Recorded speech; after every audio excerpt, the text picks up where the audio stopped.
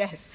You said that from a very early age you had a lot of self-confidence and self-esteem. And I was wondering what your mother or your family or whomever instilled in you that gave you that self-confidence. Oh, let me not even say that. My mother is there. She's right there. And I was going to say the belt. No, I'm only kidding. No, it's not. I'm only kidding. I'm only kidding. I'm joking.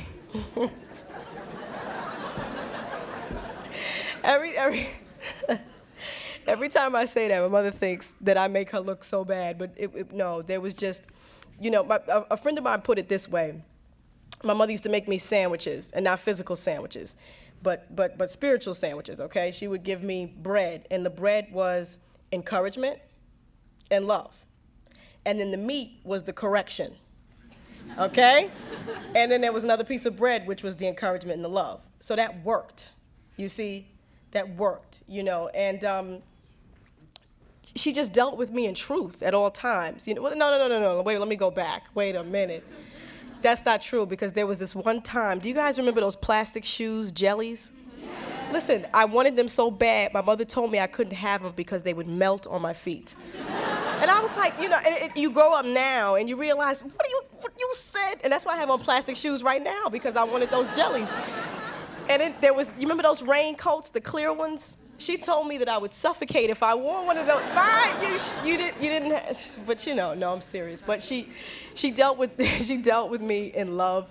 There was a certain amount of, there was a huge level of freedom in our relationship, because we exercised choice from an early age. But at the same time, there was discipline. There were parameters, but we could choose. I remember her telling me stories about when I was 5 years old. Every Saturday, of course, it was on a school day, but Saturdays and Sundays, she would allow me to dress myself. And of course, I would put on, my cowboy boots, like some crazy skirt, a flash dance sweater, ridiculous, just looking real crazy. But at that point, from 5 years old, she was allowing me to be an individual, allowing me to be unique, and we just had a very nonconformist family, a very loving. Love is so important. A loving environment. I to this day, I can't tell you how blessed I am to know how much love. And let me tell you, because when you get out there and you realize, I grew up in a big family. My grandmother had 13 kids, and it was always a lot of us, and we just thought everybody's family is like this, until I met other people who were scarred. My fiance, it's so funny when two people meet in a relationship, everybody has baggage. We all bring baggage to every situation and every relationship. But the good part is that, when you find someone that you think you have something in common with, you recognize the bags. You're like, oh, that's Samsonite, I got that. That's a toiletry bag, you put a toothbrush in there. But when I met my fiance, I had my little travel kit, and he had like U-Hauls. And I was like, whoa! I was like, what goes in there? And I'm be very honest, very intimidated. And you couldn't have found two people who, were more, who we were just incompatible, but there was love. We loved each other. And I was like, why do I love this man who talk, That's how he talks, and this Jamaican pattern, and I was just like, what is this? But God brought us together, and God worked it out. And I'm just, love, I tell you, love is that confidence. Love is what you give your children. Love is what you give. Let me tell you another thing about the Matrix. Going back to the Matrix, is that I was always confused about it. I always thought that, the Matrix was battling the enemy out there, picking them out. I'm going to find those enemies. I'm going to get that enemy. Until I realized that until you conquer the enemy in yourself, you can't deal with anyone. In order to be used by God, you have to really be used. We always want to be used for the glorious jobs. Let God put me on the stage in front of the people in the Grammy show with a nice dress on. Let me just praise your name. But that's not being used. Sometimes in order to be used, you also have to be humiliated. You have to be humiliated sometimes. You have to be kicked and beaten.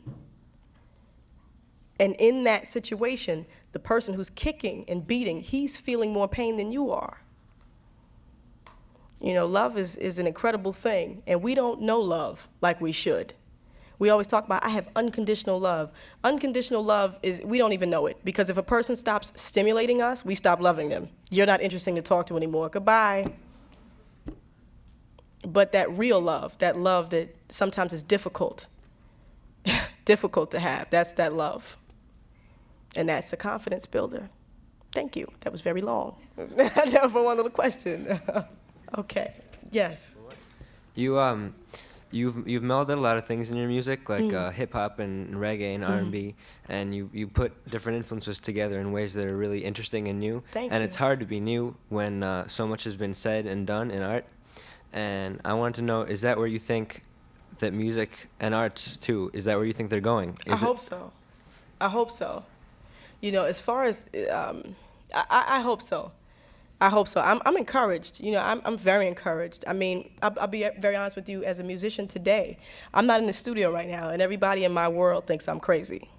What's going on? You need another album out. You know, the time is running out. You have a certain window to make music. And for a little while, I listened to that. And I was like in the studio working real hard, trying to get it done. And you know, music was created. Definitely music that I think people will appreciate, but it wasn't my best.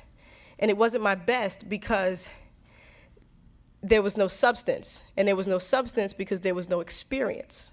I'd gone from the studio to the stage, back into the studio again.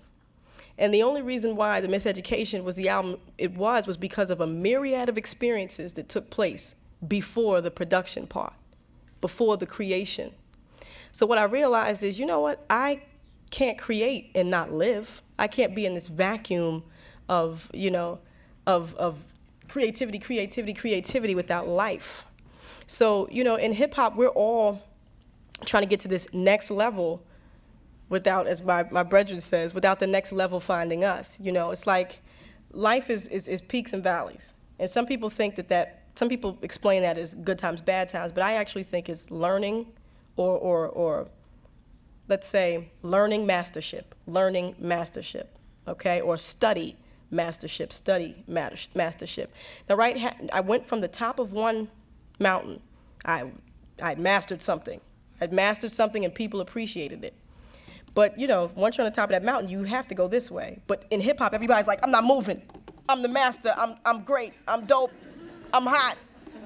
I'm here. I've arrived. I'm not going anywhere.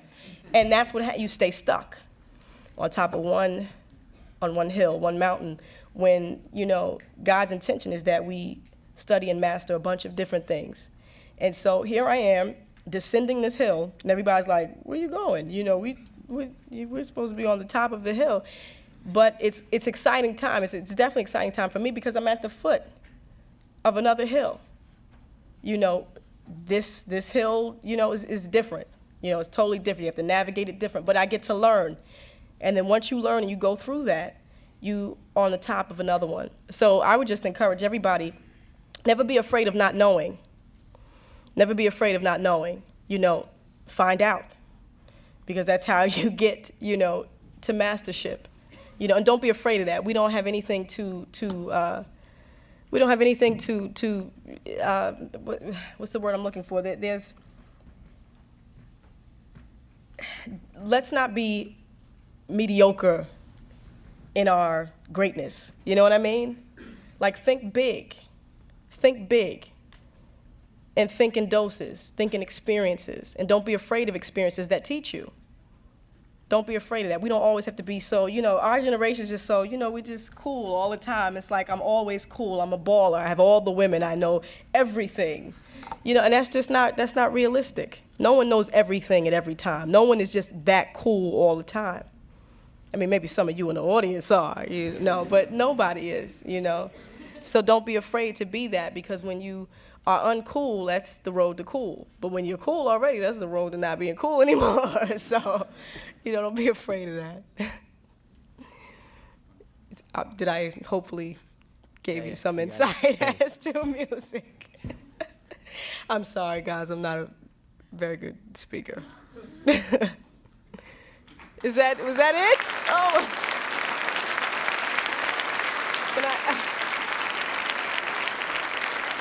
Can I just say one thing? I just want to say thank you for having me. Okay, thank you. I was blessed to be in this room with you guys. I'm excited. I'm excited for you. I really am.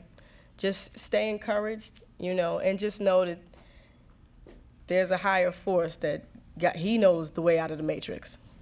Okay? Thank you, everyone.